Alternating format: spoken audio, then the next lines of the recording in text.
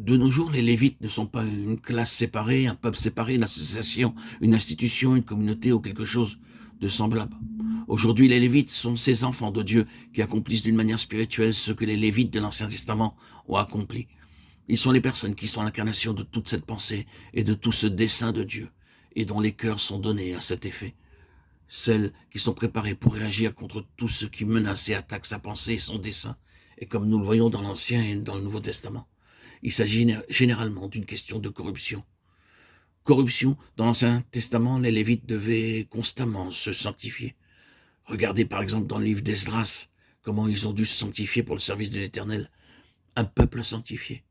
C'est impressionnant, je pense même significatif, qu'il ait été dit que Jean-Baptiste marcherait devant la face du Seigneur et que l'aboutissement de son ministère serait de préparer un peuple sanctifié pour le Seigneur. Préparer un peuple ou qu'il y ait un peuple préparé pour le Seigneur. Or, c'est le principe des Lévites. L'Ancien et le Nouveau Testament se rencontrent dans Jean-Baptiste, le livre des prophéties de Malachie.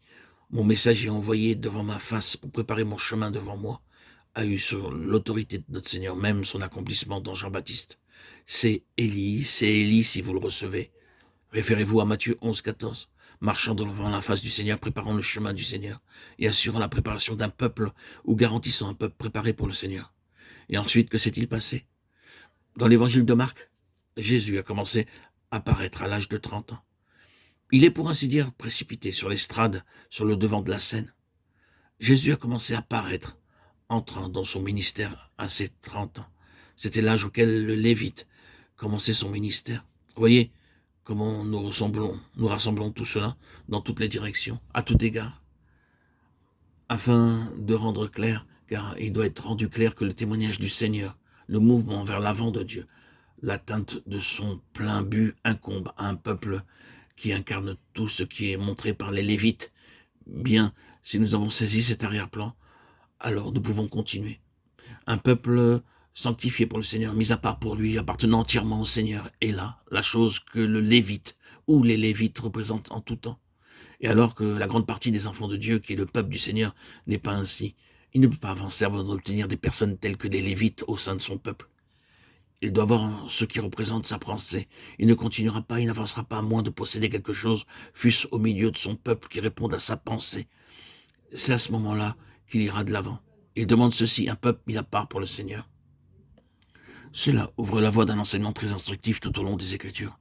Cela nous introduit dans toute cette course de Dieu, réagissant aux situations par le moyen du Lévite ou par le principe du Lévite. Vous avez noté la première fois qu'ils apparurent ainsi que nous l'avons lu dans Exode 32. Regardez ce qui s'était passé. Moïse, étant monté sur la montagne, était trop longtemps absent pour la patience du peuple. Et comme il est mentionné, ils se sont déchaînés, ils étaient sans frein. De toute évidence, sous le conseil ou les instructions d'Aaron, ils ont fabriqué un veau. En quoi? En quel métal? Le veau d'or. L'or qui était destiné au sanctuaire dans lequel Dieu devait avoir toute la place. Ce jour-là, là-bas, les forces du mal ont fait éruption et ont dit, effectivement, Dieu n'aura pas cette place, nous l'aurons et nous prendrons l'or même qui était destiné à Dieu. Et nous en ferons la base et l'instrument de notre adoration.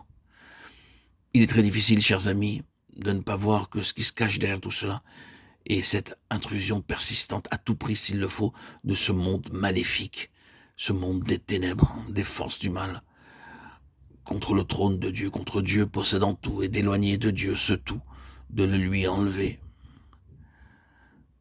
Eh bien, ce furent les Lévites qui prirent position contre cela.